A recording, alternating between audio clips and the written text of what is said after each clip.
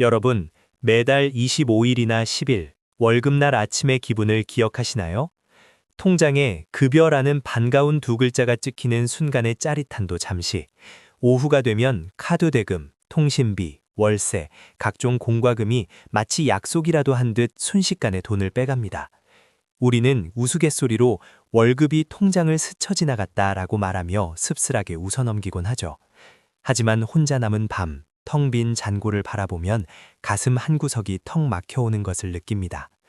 나는 매일 아침 지옥철을 뚫고 출근해서 하루 종일 상사 눈치를 보며 일했는데 내 손에 남은 건 대체 왜 이것밖에 없을까 하는 자괴감 말입니다. 여러분만 그런 것이 아닙니다. 정말 많은 2030 직장인들이 이 보이지 않는 쳇바퀴 속에서 매달 똑같은 한숨을 쉬고 있습니다. 어릴 적부터 우리는 부모님과 학교로부터 이런 말을 듣고 자랐습니다.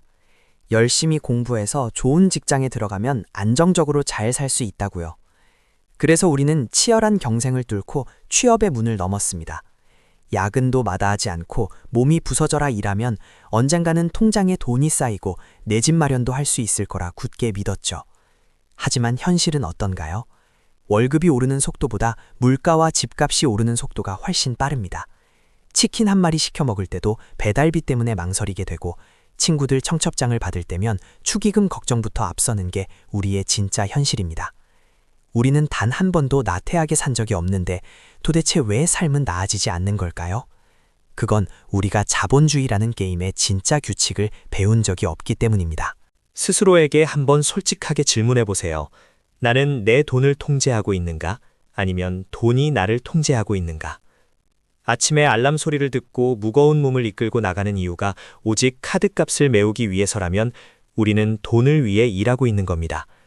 이것을 경제학에서는 생존을 위한 노동이라고 부릅니다. 슬프게도 많은 사회초년생들이 첫 월급을 받는 순간부터 이 덫에 빠집니다. 돈을 어떻게 관리해야 할지 모르니 일단 맘들처럼 쓰고 봅니다. 스트레스 받으니까 보상 심리로 비싼 저녁을 먹고 주말에는 훌쩍 여행을 떠납니다.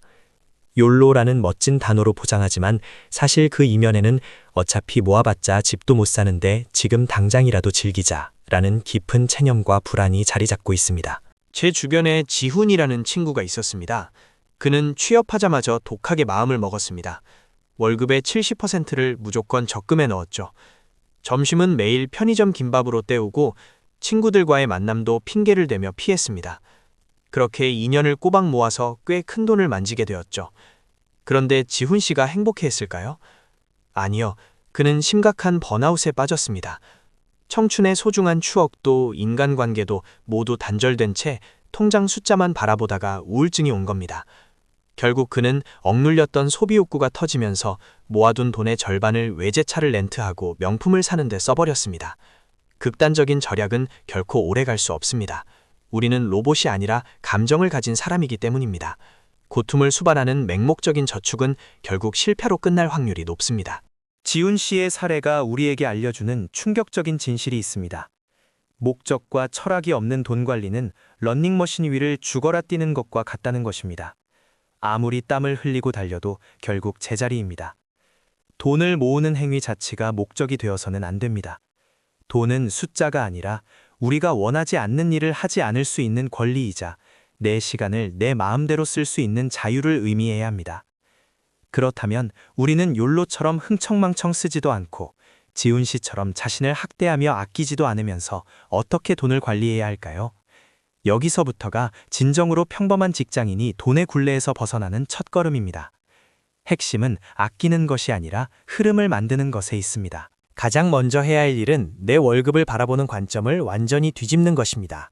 월급이 들어오면 사람들은 보통 이렇게 생각합니다. 이 돈으로 이번 달엔 뭘 사지? 그리고 남은 돈을 저축하려고 하죠. 하지만 폰 노이만 같은 천재적인 수학자도 뛰어난 경제학자들도 하나같이 입을 모아 말하는 부의 절대 법칙이 있습니다. 바로 나 자신에게 먼저 지불하라는 것입니다. 이게 무슨 뻔한 소리냐고요? 잘 생각해 보세요. 여러분이 카드값으로 내는 돈, 통신비로 내는 돈, 넷플릭스 구독료로 내는 돈은 모두 누구를 위한 돈인가요? 대기업과 카드사를 부자로 만들어주는 돈입니다.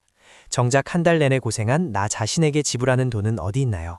다 쓰고 남은 찌끄러기를 나에게 주려고 하니 항상 모자란 것입니다. 그래서 우리는 순서를 바꿔야 합니다. 급여가 들어오면 무조건 일정 금액을 떼어내어 다른 통장에 감춰버리세요. 이것이 바로 나를 위한 지불입니다. 처음에는 월급의 10%도 좋고 20만 원도 좋습니다. 중요한 건 액수가 아니라 내가 나를 1순위로 대우했다는 심리적인 통제감을 얻는 것입니다. 이 통장에는 나의 미래를 사는 비용이라는 이름을 붙여주세요. 남은 돈으로 한 달을 살아내는 것은 처음엔 조금 불편할 수 있습니다. 점심에 비싼 커피 한 잔 마시려다 멈칫하게 되겠죠. 하지만 그 약간의 결핍감은 고통이 아니라 내 삶을 내가 지배하고 있다는 짜릿한 승리감으로 바뀔 것입니다. 여러분은 마침내 대기업의 지갑이 아닌 내 지갑을 먼저 채우기 시작한 것입니다.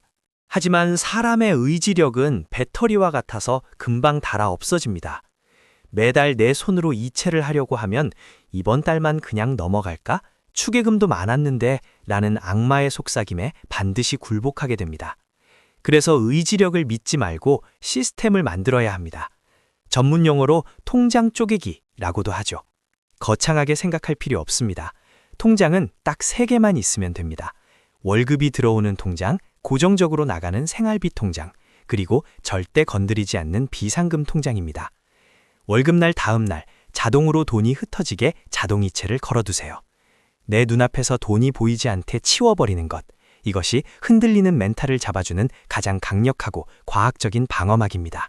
여기서 정말 많은 사회초년생들이 놓치는 치명적인 실수가 있습니다. 바로 비상금 통장의 부재입니다. 적금은 열심히 붓는데 비상금이 없으면 어떻게 될까요?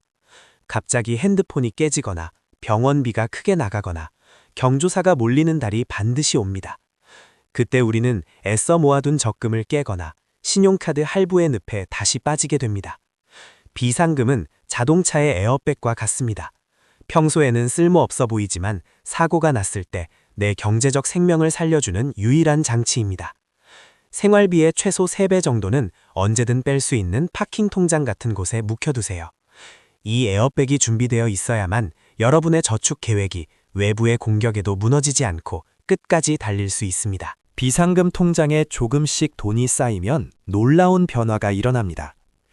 직장 상사가 무리한 요구를 하거나 부당한 대우를 할 때 예전 같으면 이거 아니면 당장 다음 달 카드값을 못 내니까 라며 속으로 사귀고 굴복했을 겁니다. 하지만 내 뒤에 든든한 비상금이라는 언덕이 생기면 마음의 여유가 생깁니다. 정 안 되면 그만두고 몇 달 쉬면서 다른 길을 찾지 뭐. 이 작은 생각의 차이가 직장 생활의 스트레스를 절반 이하로 줄여줍니다. 돈은 단순히 물질적인 가치뿐만 아니라 우리의 자존감을 지켜주는 강력한 무기가 됩니다. 여러분은 단순히 숫자를 모으는 게 아니라 직장에서 당당하게 미소 지을 수 있는 멘탈을 모으고 있는 것입니다. 이제 저축 시스템을 세웠다면 남은 돈으로 살아가는 소비 습관을 점검해야 합니다. 스트레스 비용으로 나가는 돈을 막는 가장 좋은 방법은 결제하기 직전에 스스로에게 한 가지 마법의 질문을 던지는 것입니다. 나는 지금 이것이 필요해서 사는 걸까? 아니면 원해서 사는 걸까? 낡은 신발이 찢어져서 새로 사는 것은 필요입니다. 하지만 멀쩡한 신발이 있는데 한정판이라서 사는 것은 원함입니다. 원해서 사는 소비가 나쁘다는 것이 아닙니다. 다만 내 소비의 진짜 이유를 내가 인지하고 있는가 하는 것이 중요합니다. 이 질문을 단 3초만 속으로 되뇌어도 충동 구매의 50% 이상을 마법처럼 막아낼 수 있습니다. 무조건 안 쓰는 게 정답이 아니라고 말씀드렸죠. 자신만의 가치 소비 기준을 세워야 합니다. 어떤 사람은 맛있는 커피 한 잔이 하루를 버티는 원동력이 될 수 있습니다. 그렇다면 커피값은 줄이지 마세요. 대신 별 생각 없이 매달 빠져나가는 안 보는 OTT 구독료나 남들에게 보여주기 위해 억지로 나가는 모임 회비 같은 가치 없는 지출을 가차없이 잘라내세요. 내 행복의 우선순위를 정하고 덜 중요한 곳에서 돈을 빼서 진짜 중요한 곳에 집중하는 것. 이것이 돈에 끌려다니지 않고 돈을 길들이는 과정입니다. 남들의 시선에 낭비할 돈을 모아 진짜 나를 행복하게 만드는 경험에 투자하세요. 통장을 나누고 소비를 통제하며 종잣돈을 모으다 보면 문득 이런 생각이 들 겁니다. 이렇게 10년을 모아도 서울에 집 한 채 살 수 있을까? 맞습니다. 뼈아픈 진실이지만 우리가 일해서 버는 노동소득만으로는 한계가 명확합니다. 내 시간과 에너지는 하루 24시간으로 제한되어 있기 때문이죠. 반면에 돈의 가치는 인플레이션이라는 괴물 때문에 매일 조금씩 녹아내리고 있습니다. 은행에 예금만 해두는 것은 내 돈을 물이 새는 양동이에 담아두는 것과 같습니다. 돈 관리를 시작했다면 궁극적인 목표는 내 노동을 돈으로 바꾸는 단계를 넘어 돈이 나 대신 일하게 만드는 시스템을 구축하는 것으로 향해야 합니다. 그렇다면 돈이 나 대신 일하게 한다는 건 대체 무슨 의미일까요? 여러분의 돈을 게임 속 아바타라고 생각해 보세요. 나는 피곤해서 자고 있지만 내 아바타는 밤새 사냥을 하며 경험치와 골드를 벌어옵니다. 현실 세계에서 이 아바타의 이름은 바로 자산입니다. 배당을 주는 우량 기업의 주식, 매달 월세가 나오는 작은 부동산, 혹은 나에게 지적 자본을 쌓아주는 책 한 권도 훌륭한 자산이 될 수 있습니다. 매달 아껴서 모은 여윳돈으로 사치품을 사는 대신 이 아바타들을 한 명씩 고용하는 겁니다.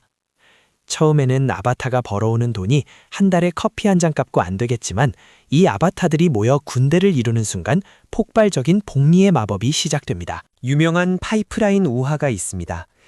매일 양동이로 물을 길어 마을에 파는 청년이 있었습니다. 하루 벌어 하루 먹고 사는 삶이었죠.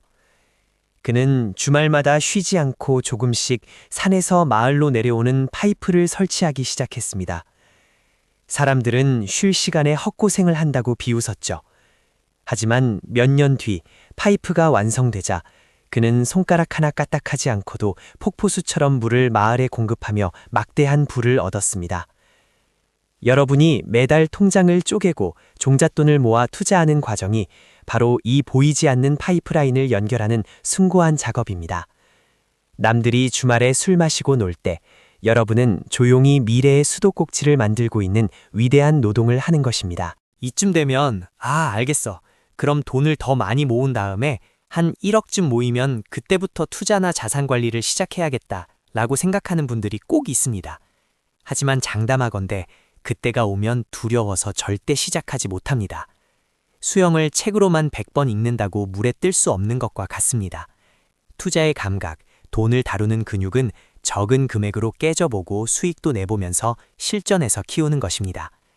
당장 내일, 아니 오늘 단돈 1만 원이라도 좋으니 증권 계좌를 만들고 관심 있는 1등 기업의 주식 소수점을 사보거나 작은 ETF를 매수해보세요. 그 첫 번째 버튼을 누르는 순간 여러분은 노동자의 뇌에서 자본가의 뇌로 첫 탈피를 시작한 것입니다. 이 길을 걷다 보면 반드시 위기가 찾아옵니다. SNS를 켜면 동기들은 해외여행을 가고 코인으로 대박이 나서 명품백을 샀다는 인증샷이 넘쳐납니다. 나만 뒤처지는 것 같고 이렇게 찌질하게 아끼며 사는 게 맞나 하는 깊은 회의감이 밀려올 것입니다. 하지만 명심하세요. 인스타그램 속의 화려한 삶은 누군가의 가장 빛나는 1초를 잘라낸 조각일 뿐입니다. 그들의 화려함 뒤에 숨겨진 빚의 무게나 내면의 공허함은 사진에 찍히지 않습니다. 남의 시간표에 내 삶을 억지로 맞출 필요는 없습니다.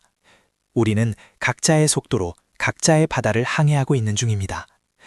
느리더라도 정확한 방향으로 가고 있다면 결국 승리하는 것은 흔들리지 않는 여러분입니다.